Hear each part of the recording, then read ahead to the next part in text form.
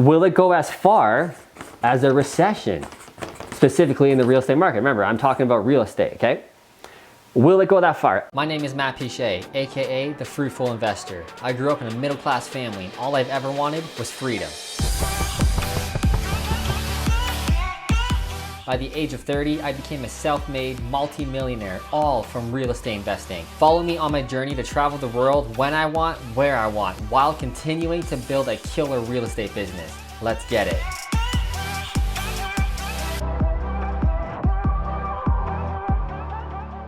What's up, Fruitful Investors? You saw the title. Oh my God, are people losing their minds? Are there people outside right now eating people like zombies? That's what it seems like, and that's how the markets are reacting. Now, I don't wanna downplay the seriousness of the coronavirus, just having a little fun there. Obviously, we gotta protect those who need protected. There's a lot of things that we gotta do that I don't even know we gotta do about protecting us.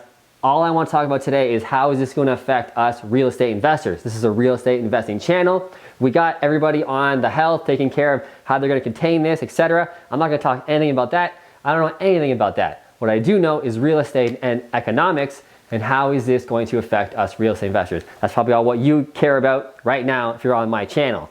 Number one, consumer confidence.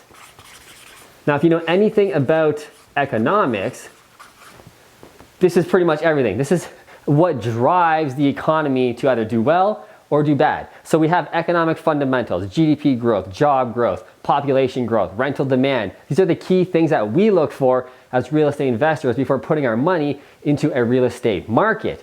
Then we have the influencers, okay? So those are the key drivers, the actual things that propel the economy from boom to bust. Then we have the influencers, and don't mistake, these are powerful. Market influencers such as mortgage rates, viruses. These can change the market, but they tend to be temporary. Okay, the key drivers are permanent. They actually move the market into boom or bust. The influencers just play their role, and sometimes people mistake these as key drivers. Now, these can influence the key drivers later if they go on. I'm kind of going off topic here, but I just want you to understand that most of the times these are temporary. Okay, so right now consumer confidence is probably one of the worst things. Scared. Okay, they're not sure if they're going to lose their job, if they can pay rent or their mortgage. Okay, so these are pretty big market influence. Okay, normally they're not this big. These are some really things to worry about. Okay, so they're real things that are affecting real people, which in turn could lead us into a recession and push the market from boom to bust in the future. I'll talk about that in a bit here, but these are the things that are going on right now for sure. And when I'm recording this, it is March 17th. So if by the time you watch this and it's like March 20th or April 1st and the market just went fucking insane, people are dying left, right, and center. I recorded this on March 17th, so I'm talking about that right now. So these are real things to worry about. And as real estate investors, we can, what do you think, try and capitalize on this situation right here. So not take advantage of people, but really, the biggest thing for me is that the market has been insanely hot, especially in my area of Ontario, Canada, for way too long. It's been insane on fire. So right now, as consumer confidence is worried, scared about losing their job, not sure if it's even safe to walk outside, there's gonna be less activity probably in the market, which means things should slow down, which leads me to number two. Specifically, millennial buyers, I would think, are probably going to slow down. Okay, so these are like 20-year-olds, 25-year-olds. They're just getting their first job, or they're just become in their first job, and they're worried about losing their job. Why? They're at the bottom of the totem pole. If there is a slowdown or a layoff, who do you think is going to go? The guys and girls on the bottom. So the millennials, and these are the ones. These people right here, me, my generation is the one racking up the market and has been for quite some time. They're the ones being irrational lately over the past few years with house offers. This house is only worth 500. I don't give a shit. 550, throw in the offer. I just want the damn house. I'll overpay if I have to. These guys are the ones who have been doing that. So if they're scared of losing their job and they're backing out of the market, kind of saying, I'll wait and see what happens, that's gonna put some downward pressure on the market and ease it off. The screen's getting a little white here. The sun just came out. There you go. All right. Okay, so these guys might back off, and if they slow down, then it might give us more room for us to invest in real estate as real estate investors, which is great. That's what we want. So I'm getting to the positive stuff. Let's get to the creepy conspiracy stuff. Sorry guys, the sun keeps coming in and out, it's messing up everything. Okay, so 3, a lot of people are saying, was this a needed deflation for the bubble that we've been having? I don't like calling things a bubble because we never know until it's over, but we have definitely been insane. Way too hot. So the conspiracy theory people out there are all like, yeah, this was needed. It's all made to deflate the market. Okay, I'm not going that far, but we were due for a recession many years ago. Now, I'm not saying that like, thank God for this, or like this was created to like stop the global market from going way too fast, because we were due for a recession, but we didn't have a purpose to have one, right? Nothing, the key drivers were just kept going up and up and up without really any sight in the long-term future of going down. So the market was going up and up and up. So this was definitely a needed deflation. Now, I don't want to say it like that, because I mean, this is a terrible situation. A lot of people are sick and dying from this, right? So, but market-wise, you know, we definitely needed something to curb the irrational exuberance, as a lot of economists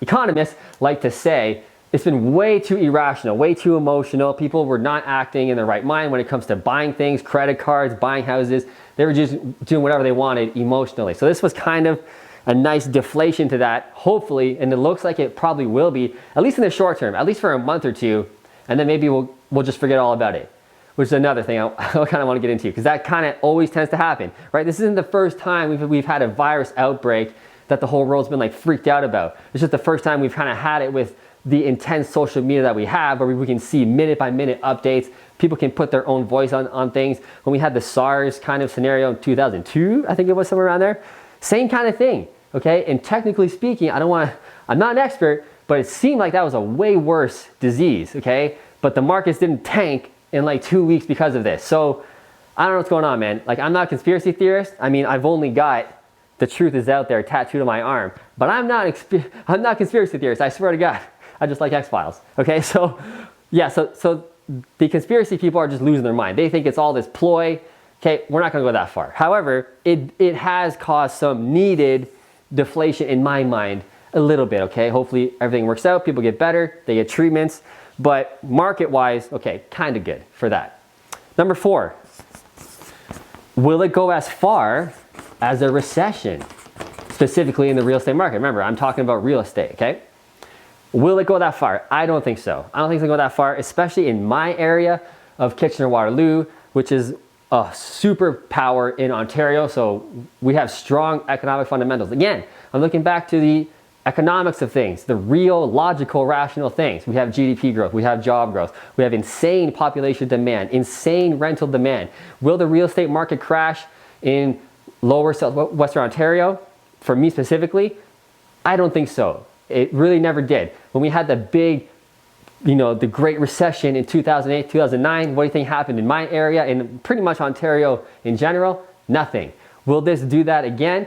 Probably. I don't expect markets to go down, real estate market-wise, go down in Kitchener-Waterloo or in Ontario. However, we might just see some easing or cooling with the irrational exuberance of throwing offers like idiots.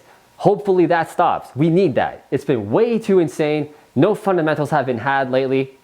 This might throw a little bit of a damper on it. Will it go as far as an economic recession Canada-wide, America-wide? I don't know.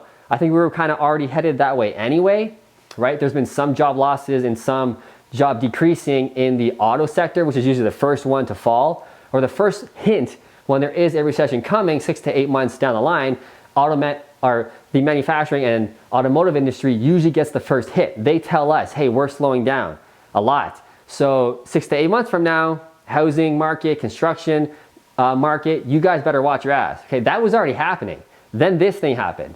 So, will it push us into a real recession? I don't know. Something to keep our eyes on. So what does it all mean? I can sit here and rant like a conspiracy theorist all day. I won't, but I could. Okay, what does it mean really going forward? What does it all mean? Well, now more than ever, we want to buy real estate for the long term. We want to buy for cash flow on day one, and we want to pay strategic market values on properties. Not emotional values, market values. So what does it all mean really? It means do the fruitful investing strategy I've been telling you for years. Boring. Buy in quality areas, okay? A Kitchener-Waterloo, a Hamilton, Ontario, a Toronto, a downtown New York. I don't know too much about the States. I'm just trying to play, but you get what I'm saying. Key areas where population growth is there. GDP growth will always be there, regardless of a recession. Rental demand will always be there, regardless of a recession or virus. Population growth will always be there. You want to invest in those areas more than ever, okay? So long-term real estate, buy for cash flow, buy in good areas that make economic fundamental sense. You've probably heard this 1,000 times if you've been watching me for years. Now more than ever, the boring, fruitful investor ways are coming through, okay? So what about flipping real estate? 'Cause I'm a big flipper now, okay? I do a lot of flipping, so do you guys probably. What does it mean for that? It's a little tighter, isn't it? So we gotta be a little more careful as flippers. So buying under market value is even more important. Buying deals directly from the seller, not on MLS, even more important. So just be wise. Okay, that's basically it. Relax, hold out, see what's gonna happen. However, if you're buying long-term real estate, don't hold out. This is a great opportunity, possibly for real estate investors to get some good deals. We don't have to fight with so many first-time millennial home buyers who are throwing stupid offers everywhere. That might slow down. I don't know yet. We're starting to see. I'm a realtor. I'm in the market, obviously. I'm already seeing it now. We're only like 2 weeks into the madness. This is already happening. Will it continue for a couple months? I don't know, but probably will, especially if this keeps going on the media over and over again. You know how that is. So we might see a slowdown from that. Recession-wise, I don't know. Buy for the long term, buy for cash flow. I'm just gonna say it over and over again because you guys need to hear it. Boring, boring, boring real estate.